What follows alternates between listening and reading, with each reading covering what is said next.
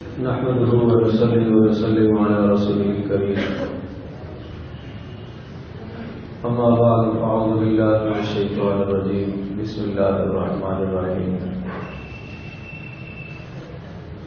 كل نفس بما كسبت رهينة إلا أصحاب اليمين في جنات يتساءلون عن المجرمين ما سلككم في سقر قالوا لم نكن من المصلين ولم نكن نطعم المسكين وكنا نخوض مع الخائضين وكنا نكذب بيوم الدين حتى أتانا اليقين فما تنفعهم شفاعة الشافعين.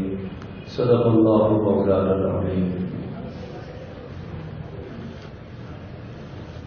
اس جہان سے کامیاب جانے والا وہ آدمی ہے کہ جس کو مرتے وقت اللہ تبارک تعالی کلمہ نصیب فرما دے اور جس کا خاتمہ ایمان پر ہو جائے اور جس دن اس کی موت آئے تو اس کی نیکیاں اس کے گناہوں پر غالب ہوں اور جس دن وہ اللہ کے پاس پہنچے تو اللہ کے پاس مہمان بن کر جائے، مجرم بن کر نہ جائے. یہ آدمی اس جہان کا سب سے بڑا کامیاب ہے. اور خدا نہ خواستہ جس دن موت آئے اس دن اس کے گناہ زیادہ ہوں، اس کی نیکیاں تھوڑی ہوں، اللہ کے پاس وہ پہنچے تو وہ مجرم بن کر پہنچے، اللہ کے پاس جائے تو مہمان بن کر نہ جائے، مجرم بن کر اللہ کے دربار میں پیش کیا جائے. یہ سب سے بڑا ناکام اور سب سے بڑا خائف اور خاسر انسان ہے. اللہ تبارک تعالی ہم سب کو اس نقصان سے، اس خسارے سے محفوظ فرمائے. قیامت کے دن جب جنتی جنت میں چلے جائیں گے اور جہنمی جہنم میں چلے جائیں گے تو اللہ تبارک تعالی جنتیوں کو اور جہنمیوں کو باہمی مکالمہ کروائے گا اور جنتی جہنم والوں کو دیکھ رہے ہوں گے اور جہنمی جنت والوں کو دیکھ رہے ہوں گے اور دیکھ کر ایک دوسرے سے بات چیت بھی کریں گے. جنت میں ایک آدمی ہوگا اور وہ یہ خیال کرے گا کہ دنیا میں میرے فلاں فلاں جاننے والے تھے، دوست و احباب، وہ کہاں چلے گئے؟ دل میں خیال آئے گا، پوچھے گا تو جواب ملے گا کہ وہ جہنم میں ہے. وہ کہے گا اچھا میں انہیں دیکھنا چاہتا ہوں، تو اللہ تبارک تعالی درمیان سے پردوں کو ہٹا دیں گے کہ یہ جنتی جہنم کے تمام نظارے کرے گا اور جہنمی جنت کے تمام نظارے کریں گے. چنانچہ جنتی جب جہنم کے عذابوں کو دیکھیں گے تو ان کی خوشی میں اور اضافہ ہوگا کہ اللہ پاک نے ہمیں ان عذابوں سے محفوظ کیا ہے، اور جہنمی جب جنت کو دیکھیں گے تو ان کے غم میں اور اضافہ ہوگا، ان کی پریشانی میں اور عذاب میں اور اضافہ ہوگا کہ اللہ تبارک تعالیٰ نے ہمیں اس جنت سے کیوں محروم کر دی، ہمارے کیا جرائم تھے، کیا گناہ تھے. چنانچہ جنتی جہنم والوں سے پوچھیں گے ما سلککم فی سقر، تم جہنم میں کیوں آئے؟ تعارف ہوگا، جان پہچان ہوگی. پوچھیں گے تم جہنم میں کیوں آئے ہو، تمہارے کیا جرائم تھے، کیا گناہ تھے؟ وہ 4 گناہ اپنے گنوائیں گے. ان 4 گناہوں سے ہم نے خود بھی بچنا ہے اور اپنے ماحول اور معاشرے کو اور اپنے خاندان کو، اپنے ماتحتوں کو ان 4 گناہوں سے اور ان جرائم سے ہم نے بچانا ہے. پہلا گناہ ذکر کریں گے ما سلککم فی سقر، کیوں آئے ہو جہنم میں؟ جنتی پوچھیں گے اے جہنمیوں تم یہاں کیوں آئے ہو؟ جہنم میں آنے کا تمہارا کیا سبب بنا، کیا جرم تھا؟ تو پہلا گناہ گنوائیں گے لم نکن من المصلین، ہم نماز نہیں پڑھتے. ہر آدمی اپنے گھر کی فکر کرے، گھر میں کوئی بے نمازی تو نہیں ہے، کوئی بڑا کوئی چھوٹا، کوئی بالغ مرد کوئی بالغ عورت بے نمازی تو نہیں. میں ایک مثال عرض کرتا ہوں.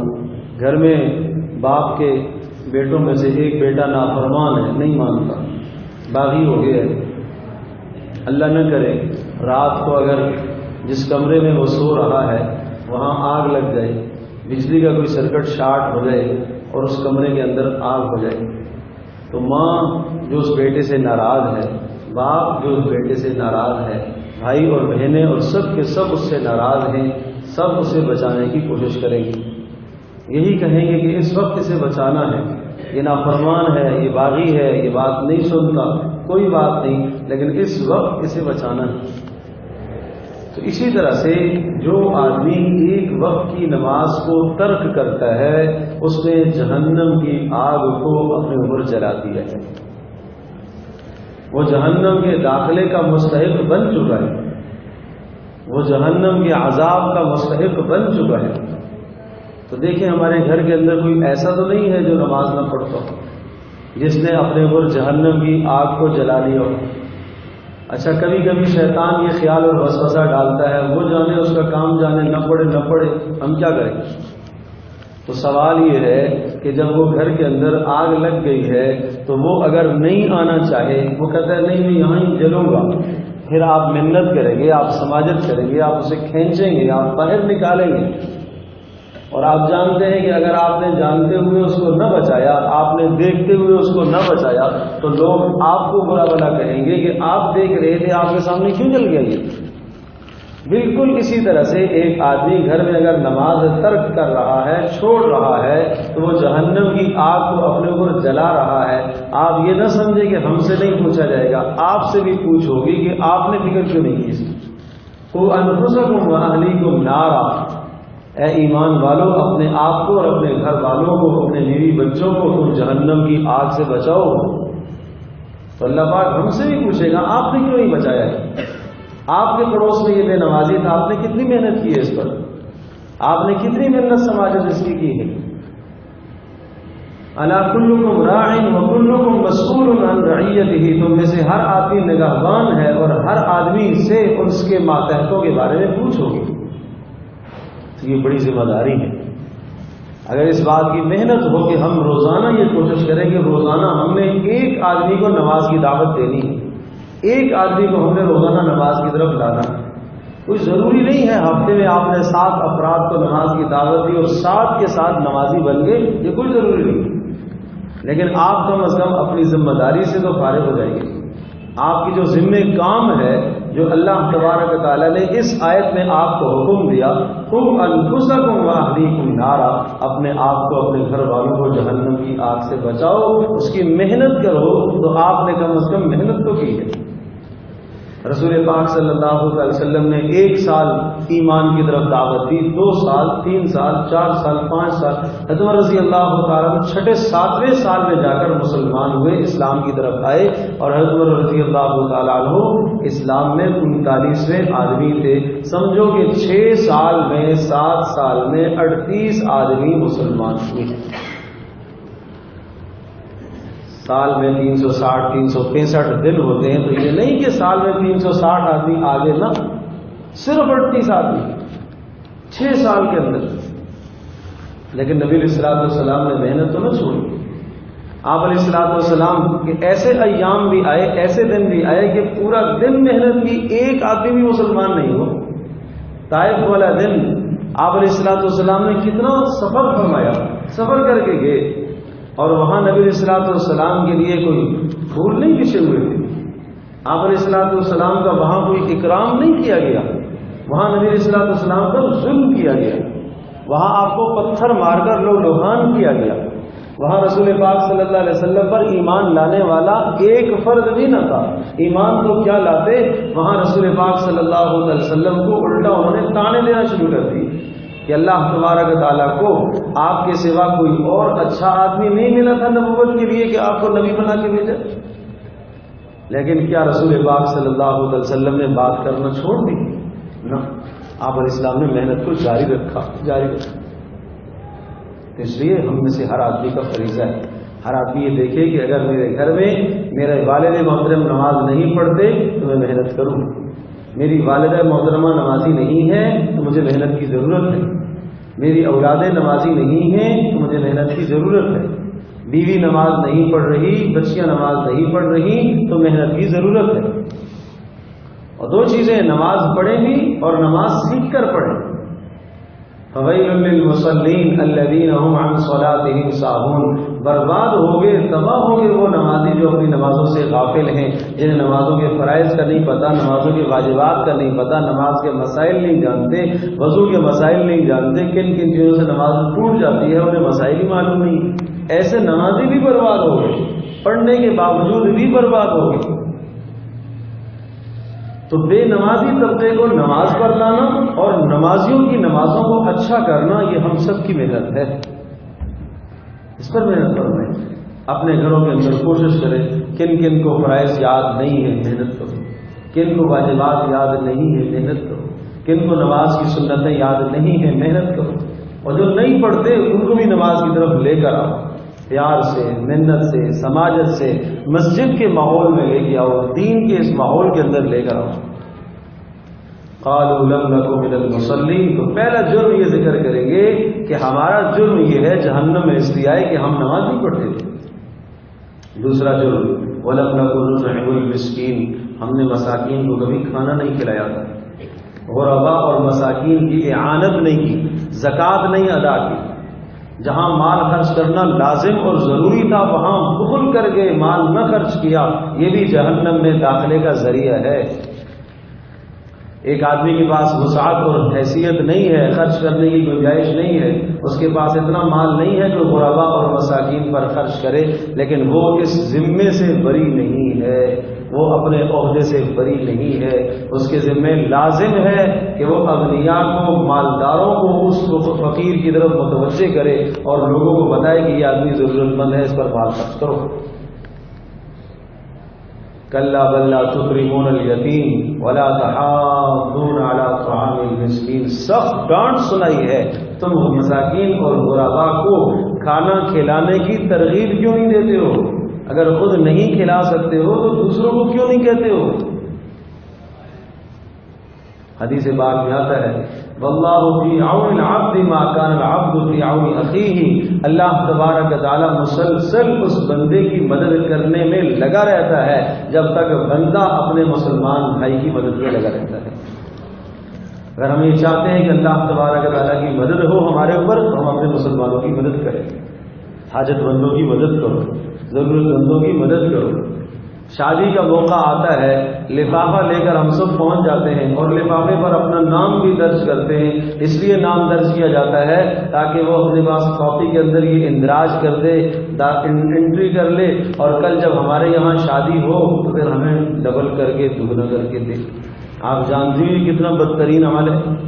وما آتيتم من ربا ليربو في أموال الناس فلا يربو عند الله وما آتيتم من زكاة تريدون وجه الله فأولئك هم المضعفون، جو تم نے اس جذبے سے دوسرے کو مال دیا کہ کل تمہیں دگنا کر کے لوٹائے گا، فرمایا اس مال کو اللہ پاک ہرگز نہیں بڑھاتا، اور جو تم نے اس جذبے سے مال دیا ہے کہ تاکہ اس مال کے دینے سے ہمارا اللہ راضی ہو جائے، اللہ پاک کا وعدہ ہے کہ اس مال کو اللہ پاک دگنا کر کے تمہیں عطا کرے۔ سوچیں ہی غلط ہو گئی، اندر کے جذبات، اندر کا ضمیر ہی بگڑ گیا ہے۔ ایک آدمی بیمار گھر میں پڑا ہوا ہے، یہ حاجت مند ہے، یہ حاجت مند ہے، بیمار کرسی کرو اس کی، بیمار کرسی کا مطلب پوچھو اس کے دوا دارو کی، پوچھو اسے ضرورت ہے تو نہیں ہے کہیں، اسے دوا کے پیسے اس کے پاس کہیں ہیں یا نہیں ہے، ہسپتال میں جانے کا، ڈاکٹر کے پاس جانے کی اس کے پاس فیس ہے یا نہیں ہے، ایک حاجت مند ہے، یہ پوچھنا یہ ذمہ داری ہے۔ اور یہ جو چپکے سے دیا ہوا صدقہ ہوگا، چپکے سے جا کے دے دینا، کوئی نمود اور نمائش نہیں ہے، کوئی دکھانا نہیں ہے، کوئی اوپر لفافے پر نام نہیں اندراج کرنا ہے، نہیں لکھنا ہے، چپکے سے دے کر آ گئے، یہ اللہ کے ہاں اللہ کہہ رہا اولئک هم المضعفون، یہ پیسہ دگنا ہوگا، اس پر اللہ پاک تمہیں زورے اجر دے گا، اس پر اللہ پاک تمہیں دگنے اجر دے گا۔ من ذا الذی یقرض اللہ قرضا حسنا، اگر تمہارے اندر بخل ہے اور مال خرچ کرنے کا جی نہیں چاہتا تو اللہ پاک فرمانا اچھا تم مجھے قرض ہی تو دے دو۔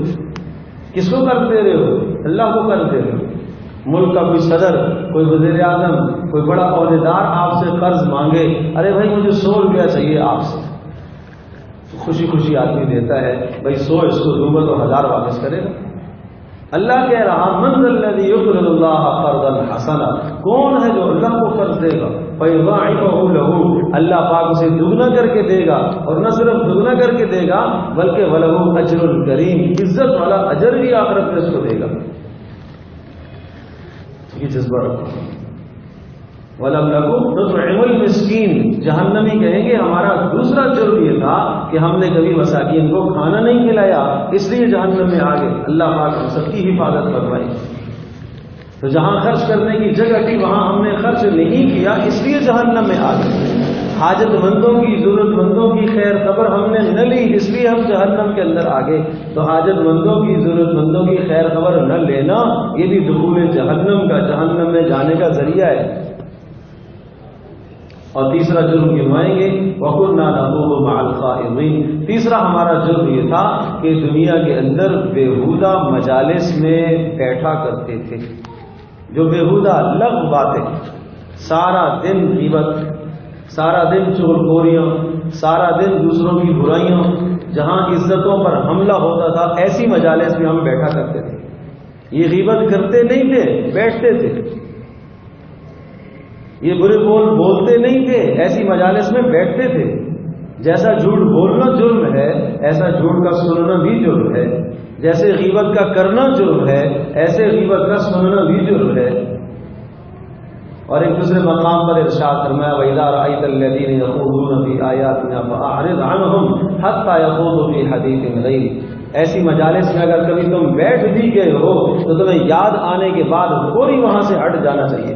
وَإِمَّا يُنْسِيَنَّكَ الشَّيْطَانُ، اگر تمہیں شیطان نے بلا دیا ہے فَلَا تَقْعُدْ بَعْدَ الذِّكْرَىٰ مَعَ الْقَوْمِ الظَّالِمِينَ، یاد آنے کے بعد ایسے ظالموں کے پاس مت بیٹھو، ظالموں کی مجالس میں مت بیٹھا کرو۔ بات میں لے لیجیے، ظالموں کی مجالس میں مت بیٹھا کرو، تو یہ ظلم ہے۔ اس لیے تیسرا جرم یہ گنوائیں گے وَكُنَّا نَخُوضُ مَعَ الْخَائِضِينَ، کہ بیہودہ مجالس میں جو بیٹھا کرتے تھے ہم ان کے ساتھ بیٹھتے تھے۔ آج جوانوں سے درخواست ہے، انٹرنیٹ پر جب بیٹھتے ہیں یہ سب بیہودگی ہے، یہ بیہودہ مجلس ہے۔ وہاں اپنی جو ضرورت کی چیز ہے اس ضرورت کی چیز کو نکالو، ضرورت کی چیز کو حاصل کرو، لیکن وہاں کی بیہودگی سے اپنے آپ کو بچاؤ۔ میں اکثر دوستوں سے یہ بات کہا کرتا ہوں کہ جہاں آپ انٹرنیٹ کے لیے جب بیٹھتے ہو تو وہاں ایک کاغذ پر لکھ کر لگا لو اللہ پاک دیکھ رہا ہے۔ نجی مجالس میں اپنے کمرے پر لکھ کر لگا لو اللہ دیکھ رہا ہے، اللہ سن رہا ہے، تاکہ اللہ پاک کا نام جب تمہارے سامنے آئے، آنکھوں کے سامنے اللہ کا نام آئے تو اندر ایمان کی حرارت اور غیرت تو ہے، ایمان کی حرارت اور غیرت جب اس اللہ کے نام کو دیکھے گی تو شاید گناہ سے بچ جاؤ۔ اس لیے وَكُنَّا نَخُوضُ مَعَ الْخَائِضِينَ کا تیسرا جرم ہمارا یہ ہے کہ دنیا میں جو بیہودہ باتیں کیا کرتے تھے ہم ان کے ساتھ بیٹھا کرتے تھے۔ ایسی مجالس سے اپنے آپ کو بچاؤ، ایسی بری اور گندی مجالس سے اپنے آپ کو بچاؤ، اپنا ایمان نہ برباد کرو، اپنے اعمال کو نہ ضائع کرو، اور قیامت کے دن یہ سب کے سب اعمال ضائع ہو جائیں گے۔ جس طرح سے شرک انسان کے اعمال کو برباد کر دیتی ہے، اسی طرح سے ریاکاری انسان کے اعمال، ریاکاری کی وجہ سے انسان کے اعمال برباد ہو جاتے ہیں، اسی طرح سے غیبتوں کے ذریعے سے بھی آدمی کے اعمال برباد ہو جاتے ہیں۔ یحسبون انہم یحسنون صنعا، وہ یہ تصور کرے گا کہ اس نے بڑے بڑے اعمال کیے ہیں، لیکن قیامت کے دن اس کے پاس کوئی عمل نہیں ہوگا، اس لیے کہ سارے اعمال برباد کر کے آ گئے۔ اور چوتھا جرم اور گناہ یہ ذکر کریں گے وَكُنَّا نُكَذِّبُ بِيَوْمِ الدِّينِ، ہم قیامت کے دن کو جھٹلایا کرتے تھے، اس لیے ہم جہنم میں آئے۔ اب جھٹلانے کا معنی رسول اکرم صلی اللہ علیہ وسلم کی ایک حدیث سے عرض کرتا ہوں۔ آپ علیہ السلام نے ارشاد فرمایا کل امتی یدخلون الجنہ، میری ساری امت جنت میں جائے گی الا من ابا، جس نے انکار کیا وہ نہیں جائے گا۔ وقیل من یابا یا رسول اللہ، پوچھا گیا کون انکار کرنے والا ہے؟ آپ نے ارشاد فرمایا من اطاعنی دخل الجنہ، جس نے میری بات کو مانا وہ جنت میں جائے گا، ومن عصانی فقد ابا، اور جس نے میری بات کو نہ مانا اس نے انکار، جس نے میری بات پر عمل نہ کیا، جس نے میری سنتوں سے منہ موڑا، اعراض کیا، اس نے انکار کیا۔ تو رسول اکرم صلی اللہ علیہ وسلم کے دین سے منہ موڑ لینا، اعراض کر دینا، عمل نہ کرنا، یہ بھی انکار کرنے کے مترادف ہے، یہ بھی سراسر انکار ہے۔ تو ان 4 جرائم سے اپنے آپ کو بچاؤ۔ جہنمیوں سے پوچھیں گے جنت والے کہ تم کیوں آئے ہو یہاں جہنم میں؟ پہلا جرم لم نکن من المصلین، نماز نہیں پڑھی۔ دوسرا جرم ولم نکن نطعم المسکین، مساکین کو ہم نے کھانا نہ کھلایا، جہاں خرچ کرنے کی ضرورت تھی وہاں ہم نے بخل کیا، نہیں خرچ کیا۔ تیسرا جرم وَكُنَّا نَخُوضُ مَعَ الْخَائِضِينَ، بےہودہ باتیں کرنے والوں کے پاس بےہودہ اور گندی مجالس میں ہم بیٹھا کرتے تھے۔ اور چوتھا جرم وَكُنَّا نُكَذِّبُ بِيَوْمِ الدِّينِ، قیامت کے دن کو ہم جھٹلاتے تھے۔ ایک ہے زبان سے انکار کرنا اور جھٹلانا، جو کہ سراسر کفر ہے۔ ایک زبان سے نہیں جھٹلاتا لیکن عمل سے جھٹلاتا ہے، عمل نہیں کرتا، یہ بھی جھٹلانا ہے۔ جو عمل سے جھٹلاتا ہے وہ قیامت کے دن جہنم میں زبان سے انکار کرنے والوں کے ساتھ کچھ عرصہ جہنم میں رہے گا، کافروں کے ساتھ جہنم میں رہے گا۔ اپنے ایمان کی بدولت پھر جہنم سے آزاد ہو کے جنت میں آئے گا، لیکن اس کی پیشانی پر لکھا ہوا ہوگا کہ جہنم سے آزاد ہو کے آیا، یہ نشانی ہوگی اس کی۔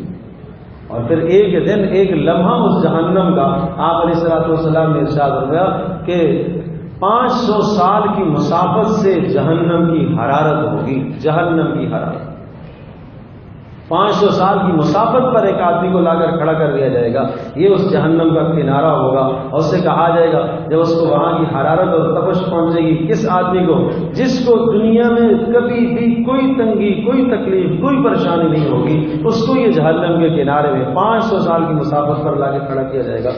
اس سے پوچھا جائے گا بتاؤ دنیا میں کبھی کوئی راحت آئی ہے تجھے؟ نہیں، راحت دیکھی نہیں، سب راحتیں بھول جائیں۔ تو بتاؤ جس آدمی کا ٹھکانہ جہنم ہو اس کا کیا بنے گا؟ فما اصبرہم علی النار، کیسے تم لوگ ہو کہا جہنم پر تم صبر کی بیٹھے، تم یہ کہتے ہو ہم برداشت کر لیں گے۔